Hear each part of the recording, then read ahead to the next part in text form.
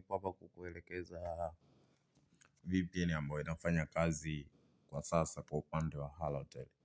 Kwa hiyo cha msingi ni kufuata maelekezo haya, usisahau kushare, kusubscribe na comment. Kwa hiyo utaingia Play Store. Ukishaingia Play Store, utasearch VPN inaitwa MinaPronet VPN Turn. Hii hapa jina hili hapa. Kwa hiyo tutasearch VPN yako utakayo download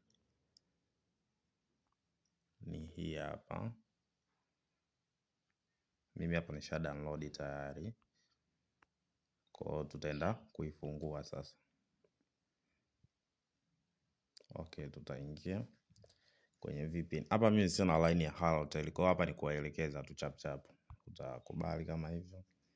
Asa hapa ni sehemu ya kuelekeza setting zake. Sawa? Hizi ni setting za hiyo VPN.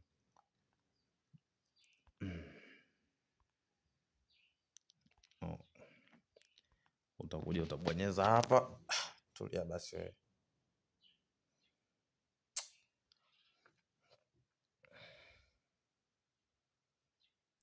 Alafu utakuja utaenda sehemu imeandikwa slow DNSS.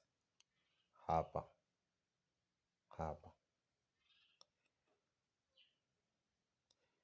utaselect hivyo. Sawa? Hapo kwenye country utaweka nchi yoyote ile, alafu utabonyeza connect.